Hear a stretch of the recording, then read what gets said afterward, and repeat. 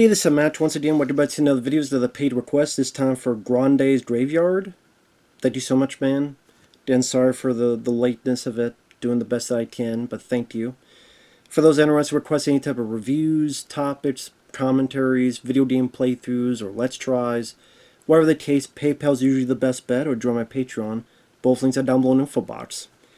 And this is for Trilogy of Terror II, which, now that I think about it, I've never seen the first one. I know of the first one because it has Taryn Black, and you have the famous segment with the Zuni doll, that little critter doll thing. But I realized I've never really seen the first one. Like I said, I know of it. It's directed by Dan Curtis, who actually directed this one. He also directed The Night Stalker and The Night Strangler, the two TV movies with Kolchak, played by Darren McGavin, which I'm a big fan of those. This was, I couldn't get this, some places say Showtime and some places say the USA Network. So I don't know what this was made for. I saw one commercial on YouTube and it said the USA Network, but then I read somewhere it was Showtime. So I don't know which. So maybe I'll go with USA Network. I don't know. But it was made for TV, made for cable, I should say. And it's an anthology with 3 stories. And of the 3 stories, an actress, Lysette Anthony, she's in all 3 of them. I remember her, she was the princess in Krull, the 1983 fantasy film. I can't remember if they dubbed her voice, because some people had their voices dubbed in it, but she's the actual, princess in that. I mean, she's not the most awful actress, but I don't know if she was the right choice. Like, we're going to pick an actress that's going to be in all 3 segments. If that's the case, it's really got to be, for me, a standout actress to go through all 3 of them. To me, at best, she's there. I think when she has her accent, like in the last one, she's a bit better. I would say the others, she was maybe average. I would say average. I'll be nice. Because I've seen much, much worse. She's not horrible, but I would say maybe average of an actress. And I would say, at the end of the day, I'll give more detail. I was not a fan of this movie. I thought it was quite boring. I thought, for the most part, it was fairly uninteresting. It was kind of a slog to sit through. There's a bit of fun in the 3rd story with the Zuni doll, which kind of acts as a sequel to the segment in the first movie, with some of the effects of the Zuni doll and it compared to what I've seen clips of the first film. This one is a bit more animated. They had a little bit more to do effects-wise they were capable of.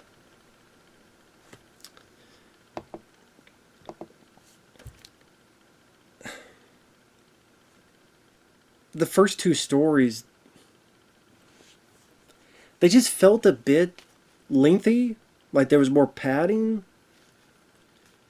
And with anthologies, I think not saying every anthology needs this, but in this case, maybe if it had a pretty decent, what do you call it, someone either hosting the stories or someone where you have this that links up all the stories, intermediary person, either they're telling stories in a bar or they're just narrating, a Rod Serling type or some kind. And there's a term, I don't know why I can't think of the term, as it don't come to me after I do the review, so which is going to piss me off.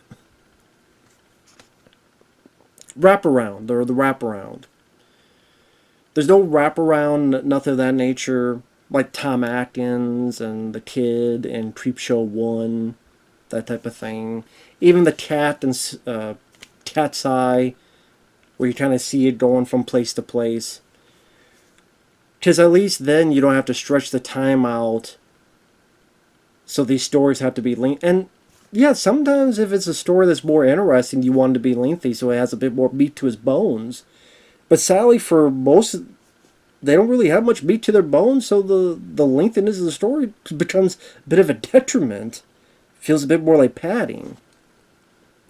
Now, the first one is the Graveyard Rats, where this millionaire, and I recognize the guy, he was the bartender in Back to the Future Part 3. He's been in a few other stuff and bit parts.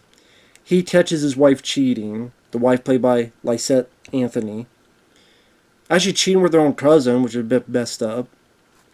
And her cousin, I recognize the guy, the character's name is Ben, but it's the guy who starred in Forever Night, the TV show about the vampire cop.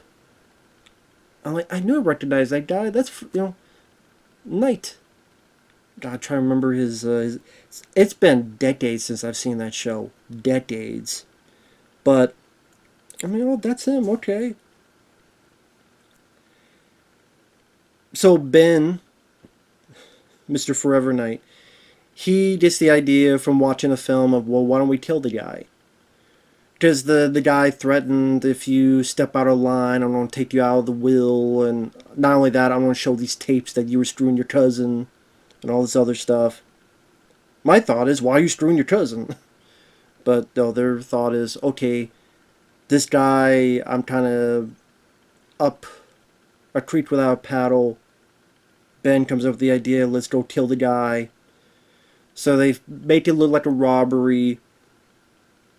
The wife plays her act. What's that noise? What's going on? Ben comes up, grabs the wheelchair, rolls it down the stairs.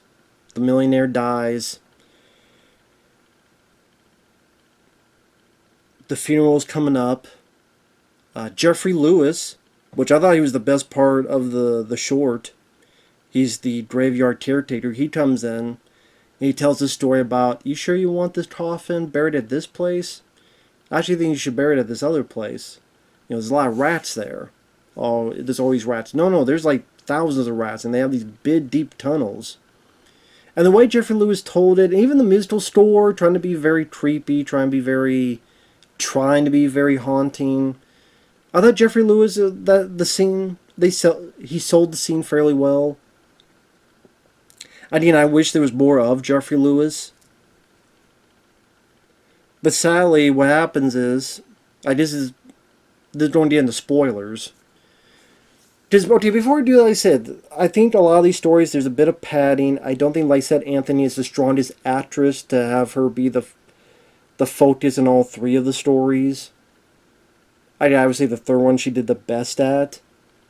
The first two feel fairly forgettable. The second one especially is one of the most forgettable anthology segments I've seen. Aside from, ones in VHS with, oh my god, took your toothbrush, man! Go put it in the toilet! They Ty Wested that. Watch it, man, stole your toothbrush, stole your $20, man! She stole your $20. Watch out! It's very horrible shit. VHS, that first one sucks. I'll watch this over that anthology, I'll say that one. But the Zuni doll, that one, at least there's a couple decent bits of showing like the POV of the doll. And granted, it wasn't scary. A lot of times I was laughing at the thing. Like how it kills some people, and when she's stabbed in the head, I'm like, oh, this poor guy. It's like killing a Muppet. Don't kill the Muppet. So the idea was supposed to be scary, but I was laughing. I was at least being entertained.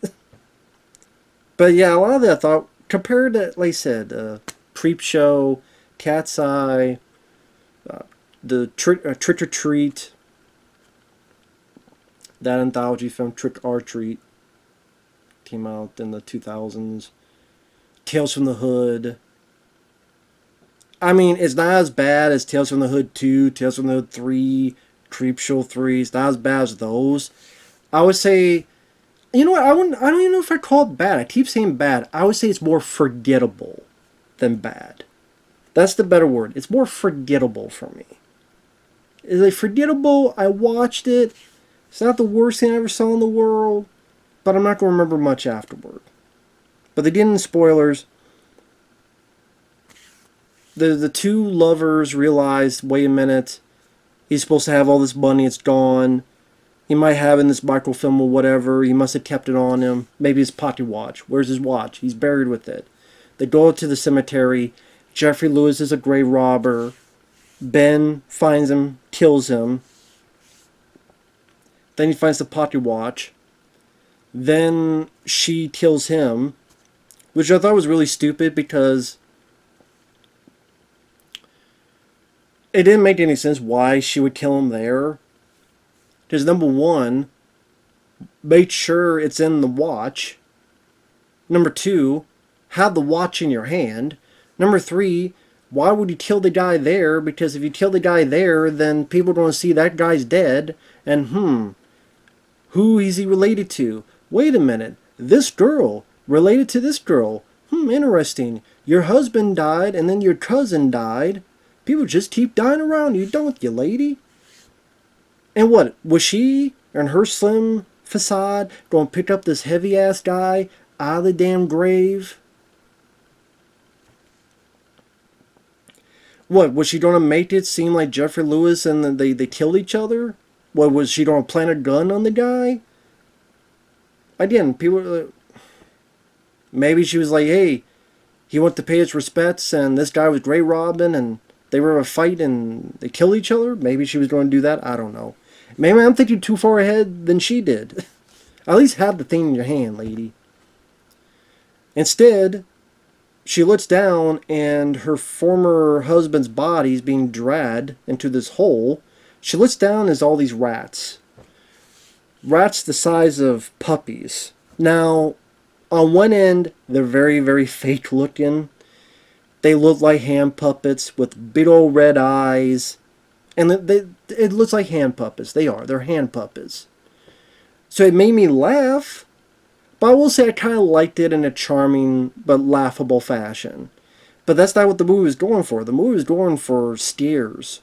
It was going for thrills. It was going for creep factor. It didn't work.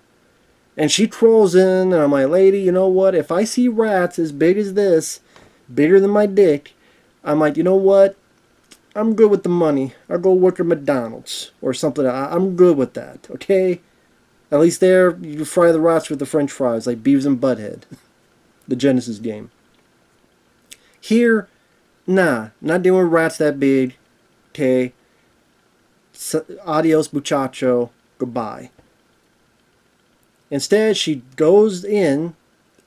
I would say at least go get a flamethrower or get a machine gun or something. I know you got a gun, but have a gun with more bullets in it or more clips, whatever. No, she goes in. Lo and behold, she gets bitten up. She gets trapped in this coffin. She gets killed. Dinner time. Now again, to see the rats, they're funny to look at. And so I appreciate it. That's the thing though. Nowadays that'd be all done CGI. And I'd be even more mad because it'd be awful looking, dated looking. And at least with hand puppet, at least there's a charm. So I got a smile, I got a giggle, I got entertainment out of it. Yes, there are exceptions. I did get entertainment out of CGI, but more so with practical. And again, while it doesn't look realistic, while it does look laughable, it was funny, it was charming. At least I was entertained by that bit. But really, it was that, the rats, and, oh, the guy from Forever Night. Vampire Cop. That's the only thing I got out of this story. And it didn't seem like one dealt with the other. It's just like, okay, it's this double indemnity. Would I kill this person that did his money? Then all of a sudden, here's this completely different story happening. Not sure if it blended in the best way. But it is what it is.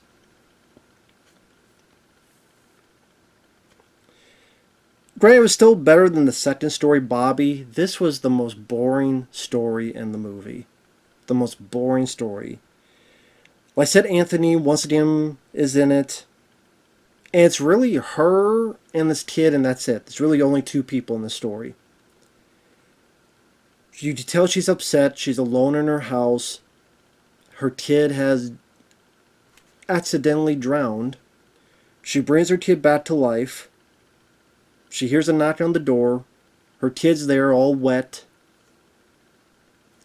She talks to the kid. The kid starts wondering, well, why was I out there? And how come I was in the water? And what happened here? What happened there? And then the kid starts going psycho. Now, first and foremost, this kid sucked. He was terrible. He was annoying. His line delivery, he's supposed to be creepy. He failed. Ha ha, mommy, you gotta find me. Yeah, I'm gonna find a pickaxe and put it in your head. Okay? I'm gonna find George Lucas and put you in Phantom Menace. Shut up. Die already. I'm talking about the character, folks. Not talking about the kid. I'm talking about the character. And the acting of the kid sucked. And I'm sorry. I mean, I know this. I guess that make it personal, but I didn't like the kid's acting. I thought did a very bad job. I thought he did a very poor job. And it's just like the kid looking for her, smashes through the windshield of her car, tries to get through the door, tries to stab her with a knife. At one point, she shoots the kid out the window. When the kid dips back into the house.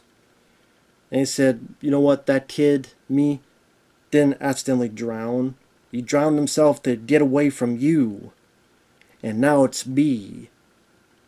And it's a bald demon with big ears. Looks like something from Lord of the Rings. So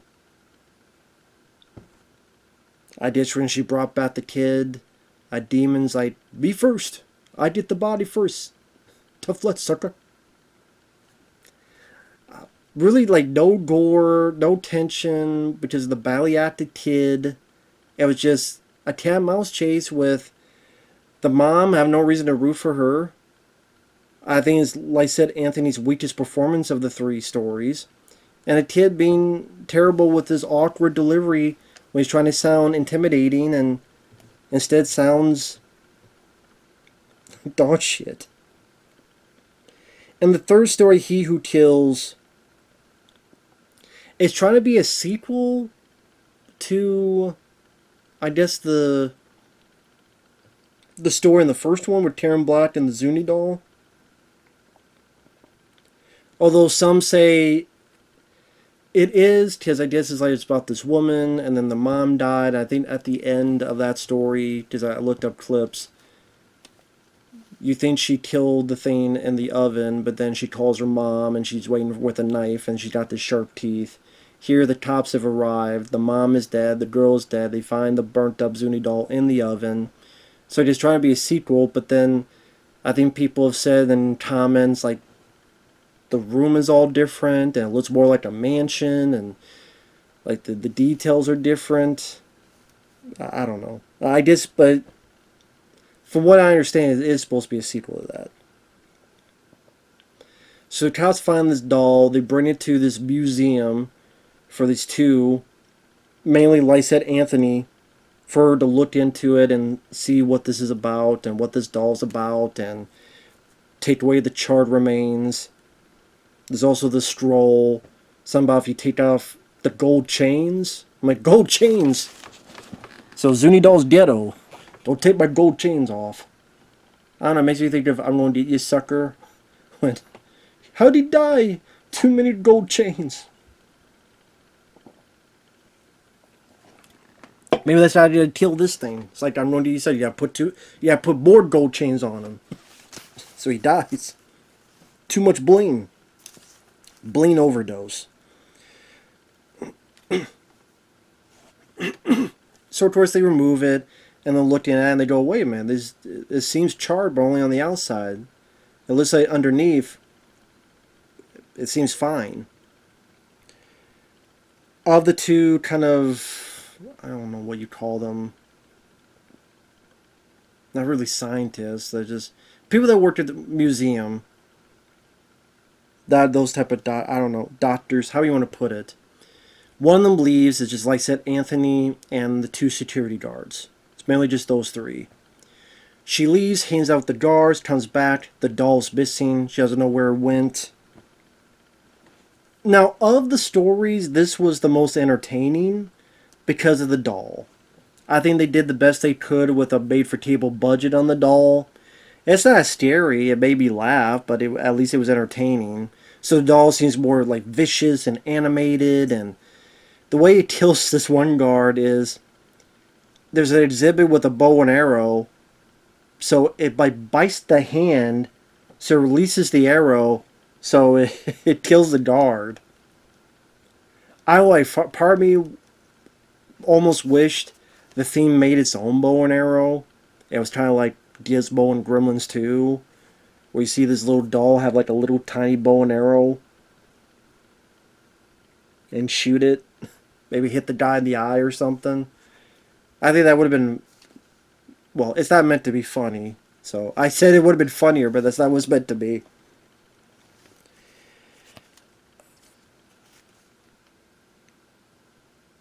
The other guard is found dead, his throat is slit, and pretty much the rest of it is the Zuni doll chasing this lady. And from what I understand, just kind of doing the same thing the original film did. Zuni doll is chasing this lady throughout this one location where she tried to get away as best as she could. I'm still trying to remember why she could not get out of the museum. Because you think, she would have keys. You think, okay, it's a museum, but do museums have, like, impenetrable glass or something? Wouldn't there be, like, fire doors you could use and get the hell out of Dodge and just open up a fire door and escape? It just seems like a museum there'd be a lot more places to escape than, say, your own home or something of that nature, but that's just me. But there's some funny stuff with the Zuni doll. There's a POV following it around. It crashes through a door at one point. She traps in a suitcase, and the little thing's like, and she's stabbing it. I'm like, don't stab the Muppet, it's already dead. He died.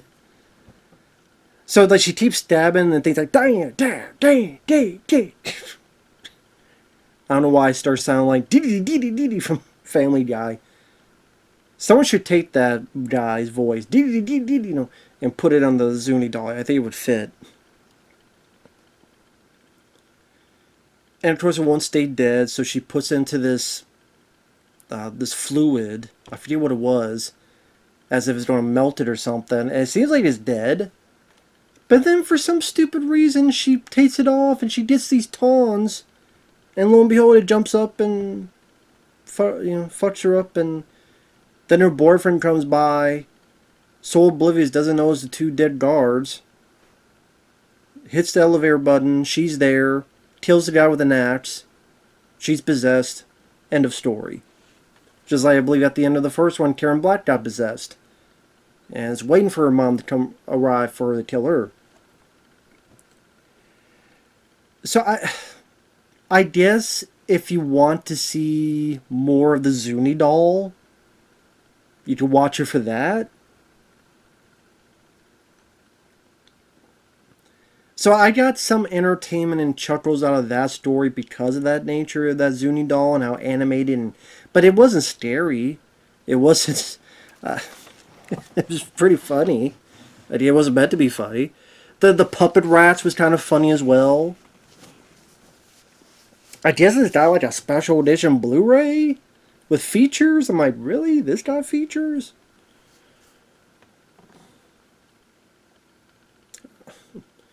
Right, even if I don't love the film, I'm always here about looking at features, but I'm not going to pay money for it. But I just got like interview with the effects guys. I'm guessing about the Zuni doll, and love to hear their explanation of the puppet rat monsters. But yeah, I think there's an interview with Lysette Anthony with her on it. I forget. I think Tino Lorber released the Blu-ray. I don't know if it's still in print. I ain't getting it. But for those who are fans, because I know there are fans of the film, and maybe Grande, he's a fan of it. That's fine. Teach their own. To me, like I said, I thought that it's a fairly forgettable anthology. You only have 3 stories. I don't. I guess the standout is the last one, but even then, I would never watch it again. Even though I got a couple chuckles out of it unintentionally. Like I say, Lysette Anthony, I don't think she was the best actress to choose for this. I think so there could have been some stronger actresses. I thought it was a bit too much for her to carry on her shoulders. That's just me. There's not a lot of meat and potatoes in terms of gore, perhaps because it was made for cable. But I mean, I didn't watch a made the version of the film watched. I found online, and it was like, I guess it's the one on the Blu-ray because when I watched it, it had the Tino Lorber before the movie started. So I'm like, oh, Tino Lorber must release this, but doesn't look like there's any uncut footage or anything. So it's very light on gore, it's very light on blood, very light on it. Like I said, the second story is just incredibly boring with a badly acted kid. The first story, you're kind of wondering where this is going, and it feels a bit padded and long in the tooth. But nice to see Jeffrey Lewis, and the ending. If you're looking for scares, the rats are not going to scare. They don't make you laugh, but there's some entertainment to be had. But for a scene that's supposed to be claustrophobic in these tunnels, number one, I'm trying to remember, she must have had a flashlight because it was pretty well lit in there, better lit than this room. So she must have had a flashlight. But you think tunnels, you could get some mood, atmosphere. It doesn't really have that. When Jeffrey Lewis said that, I thought there were actual tunnels, like sewer or like actual tunnels where you get some creepy dread atmosphere. But no, it was like literally just a tunnel, just big enough to crawl through, like those tunnels. I mean, oh, okay. So take that for you will. I don't know what else to say. Thanks for watching. Take care. We'll see you guys later. Bye bye for now.